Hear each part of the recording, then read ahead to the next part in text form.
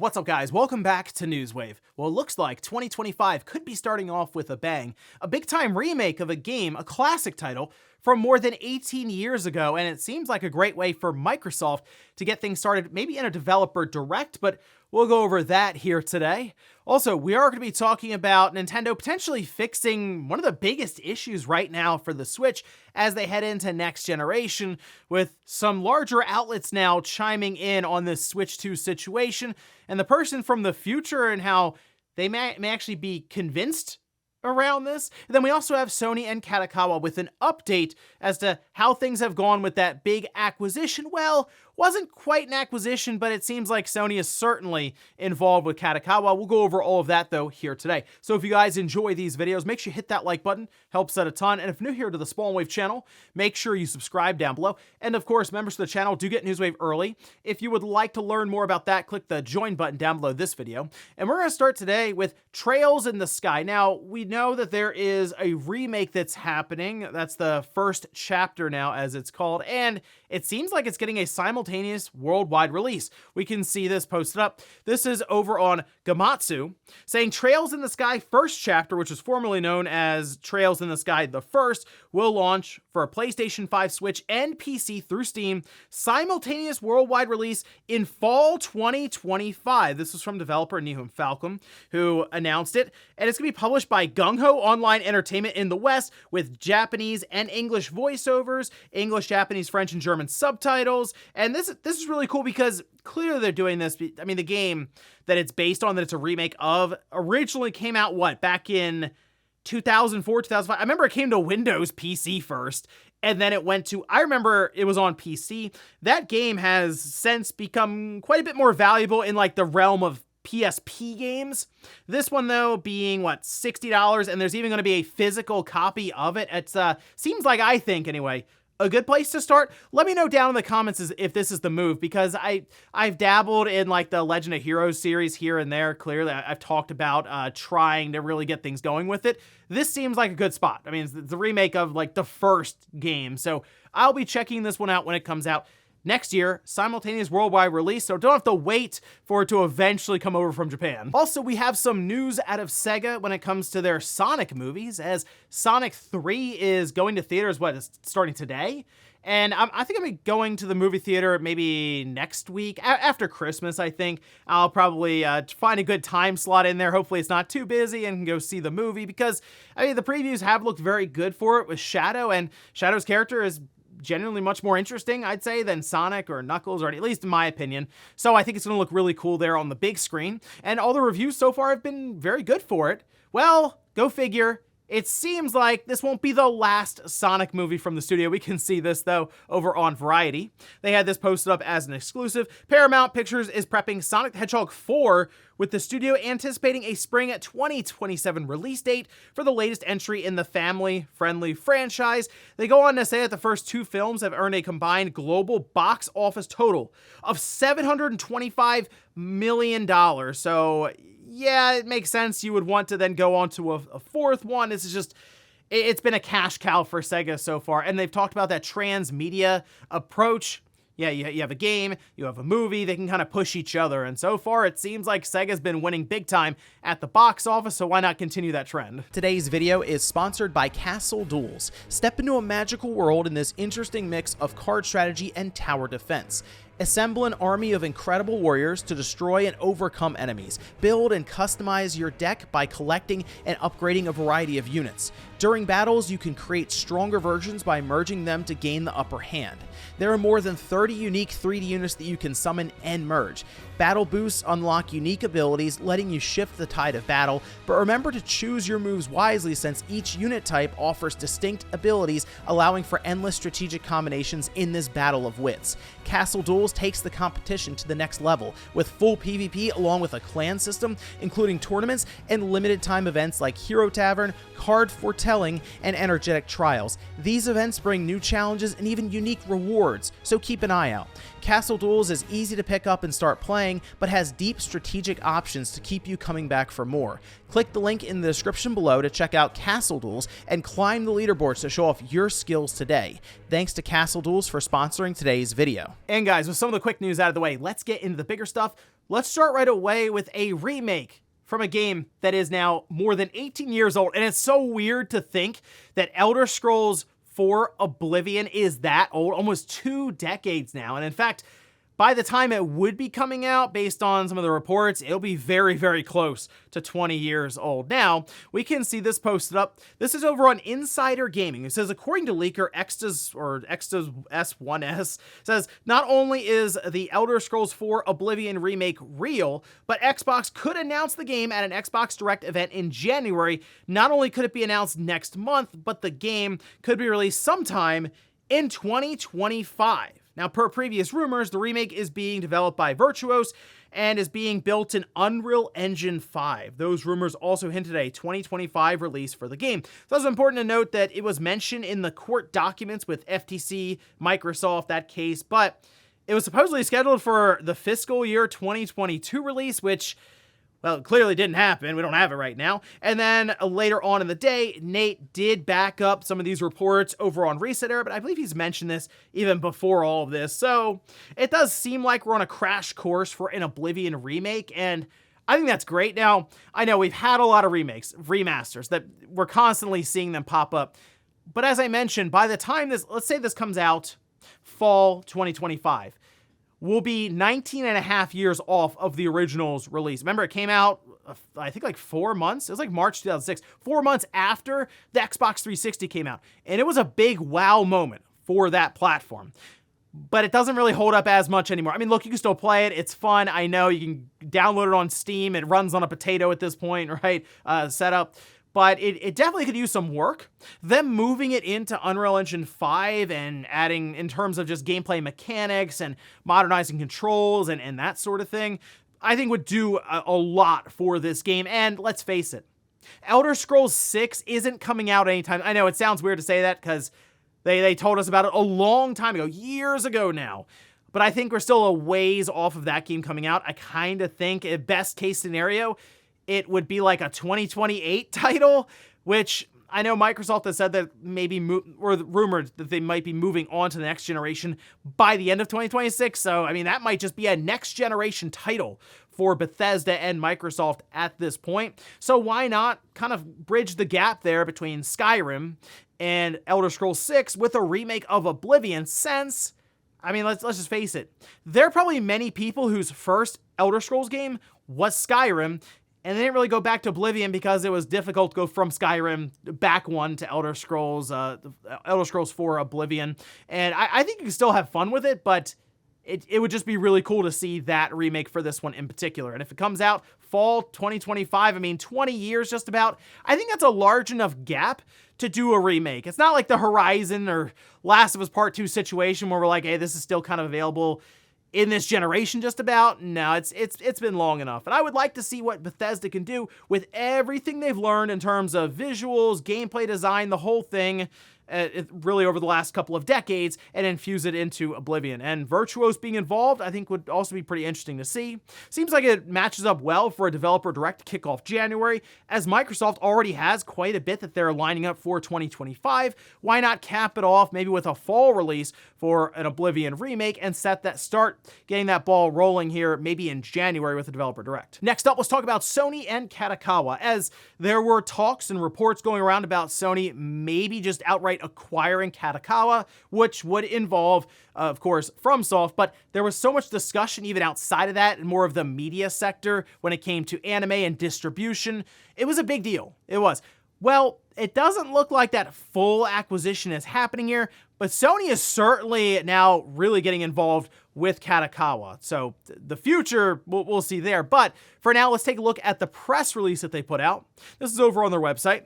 They say Kadokawa Corporation and Sony Group Corporation today signed a strategic capital and business alliance agreement, agreeing to conduct a third-party allotment by Kadokawa to Sony on January 7th, 2025, with Sony acquiring just over 12 million new Kadokawa shares for approximately 50 billion yen. With the acquisition of the new shares, Sony will become Kadokawa's largest shareholders. It's important to note it's not majority shareholder, so they don't have like controlling shares, or like they're not in control of Kadokawa. They're just the largest shareholder. That would be eclipsing then Tencent, holding approximately 10% of its shares, including the shares Sony previously acquired in February 2021. Now, we had some quotes from some of the heads of the different companies and stuff. I had noticed Hiroki Totoki might be the most telling here with the strategy, saying by combining Kadokawa's extensive IP and IP creation ecosystem with the strengths of Sony, which has promoted the global expansion of a wide range of entertainment, including anime and games, we plan to work closely together to realize Kadokawa's global media mix strategy and aimed at maximizing the value of its IP and Sony's long-term vision, creative entertainment vision. So no, Sony technically does not own Kadokawa and FromSoft. There seemed to be some confusion online around that because, oh look, now they have majority shares. It's not that. But this is Sony investing heavy, like a big bet on Kadokawa. Technically, the amount of money they now have invested, or about to invest, I should say, they've signed the deal and everything here. That'll all go into effect after the first week of January, as they noted. But that's like $300 some odd million. So it's not a little bit of money that they're pouring into Kadokawa. And it is also strategic on the business side, where it seems like they're going to be working together for, yes, distribution, but also just using Sony's sort of global distribution and their ability to refine and build up intellectual properties going forward, which Sony's investment being now more than 10% into Kadokawa, they do have a reason and an incentive for Kadokawa to become more valuable now over time, because then in turn, Sony's investment becomes more valuable. Now, that also means that Sony could be keeping an eye on Kadokawa and sure FromSoft and stuff, in the sense that maybe someday they'll move in to just acquire them.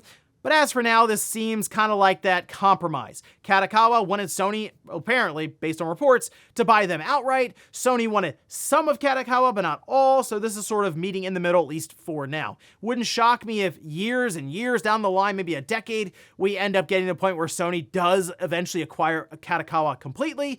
But for now, we'll see where this goes, with them infusing more than $300 million into their company and them working apparently in this business alliance to maybe continue to build up some of their intellectual properties, yes, in gaming, but also in other forms of media. Next up, let's talk about Nintendo and a big issue for the Switch that seemingly they're going to try to work out for next generation, although I'm still a little unsure about this one. But this does also go back to next handheld, which I know we've talked about them twice, and I was pretty much ready to just move past this and see what happens on Christmas. But something odd has happened here, and once again, it's kind of like pulling me back in, is like, could this actually be a thing?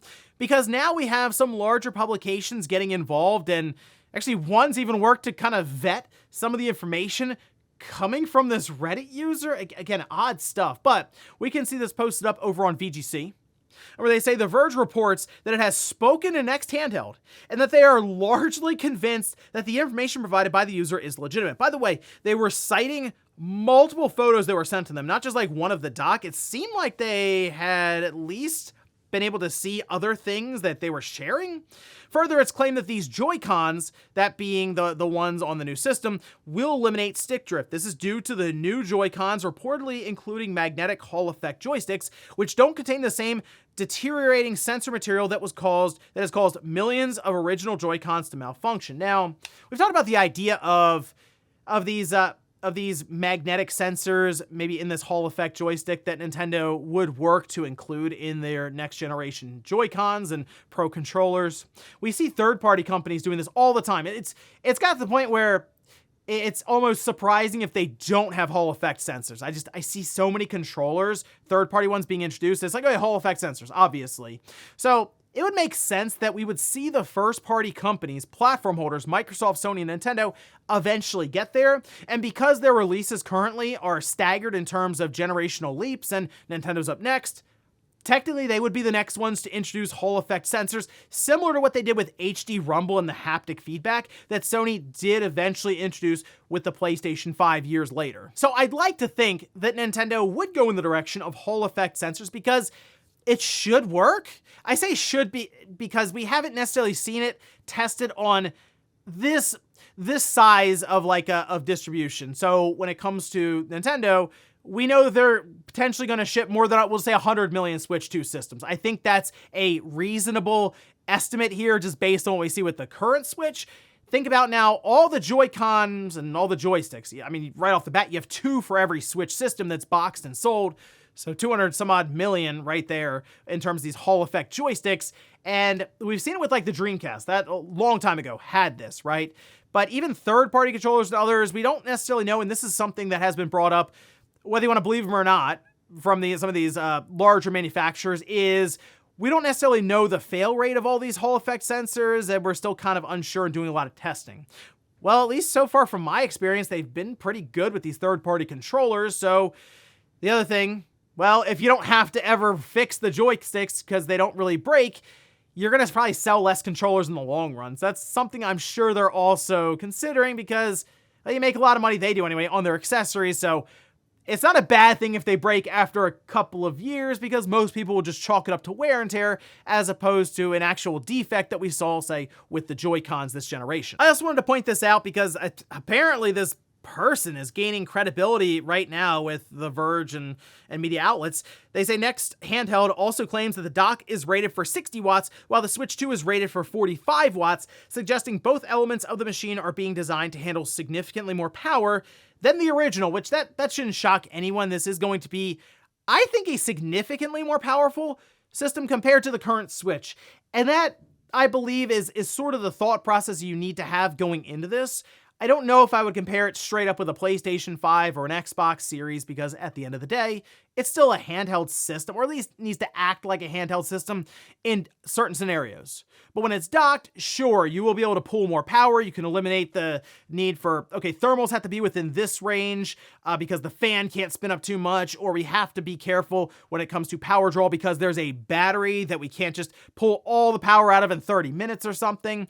So there's going to be some boundaries they need to work within, but compared to the current Switch that's running on a chip from 2015, has significant issues when it comes to memory bandwidth.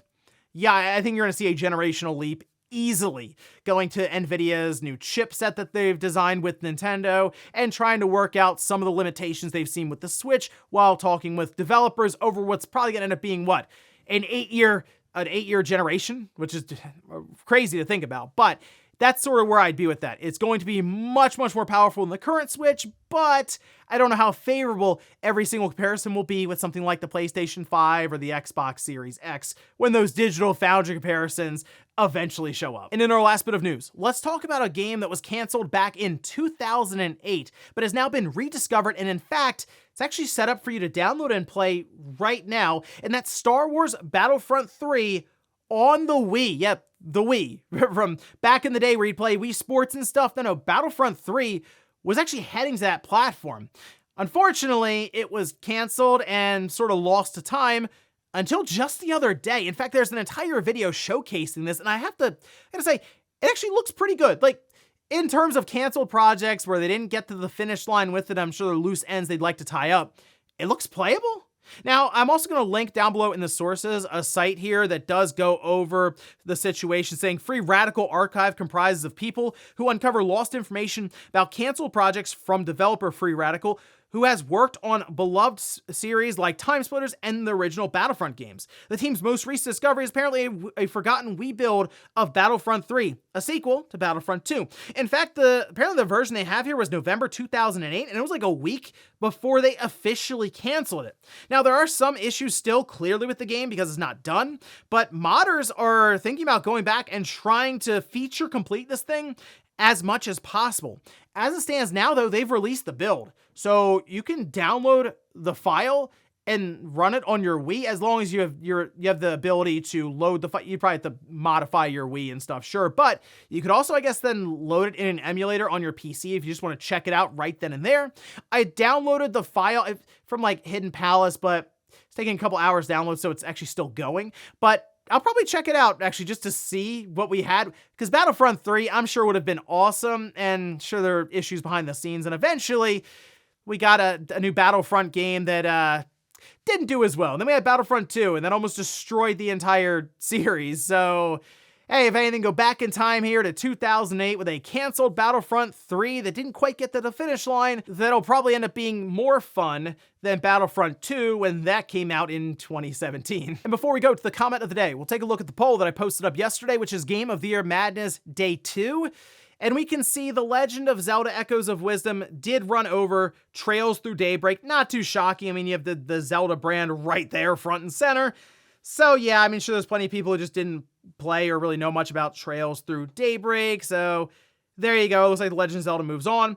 Now we're probably gonna, I don't want to say probably, but there most likely be a similar situation happen here, because the next poll here will be Lorelei and the Laser Eyes versus Dragon Ball Sparking Zero.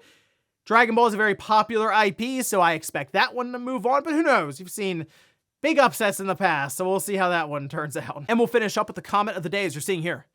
This is from Hacker, who says, it's not just that you will scratch the card and get the game. You will scratch the card, redeem it in the store, then stare into space for a few hours or days if you have slow internet, until you finish the 100 gigabyte base game download and 50 gigabyte day one patch. Yeah, it's a lot different than back in the day where you'd open the game, you'd open the system, open the game, and just drop it in and start playing. Now you have to sit there and watch it download and spend time with the family in the morning on Christmas Day. No, it's back in the day. I do remember one time, actually, I think this was with the N64. I got it. And it's a similar situation where I couldn't actually play it right away because I didn't have a TV in the house that used like the video cables, the yellow, red, and white. I had nothing but coaxial, and I didn't have the adapter. So I couldn't even play the N64 on Christmas Day. I had to sit there and just kind of look at it. And then the next day I went out to the store and bought like a $20 coax adapter for the back of our pretty old tube TV. How old? Well, the one in my room still had black and white knob on it, but I was playing it out on the big living room TV, the 28-inch guy. And ladies and gentlemen, that's going to do it here for Newswave. If you enjoyed this video, guys, hit that like button. If not, hit the dislike. Leave comments down below about everything we talked about here today. If you wanted to listen to Click R3, which was our holiday episode, got about 90 minutes or so of that for you. I'll leave that right above in a card. Or maybe you wanted to catch up on yesterday's Newswave because you missed it. I'll leave it right below. Thanks, guys, for watching, and I'll see you next time.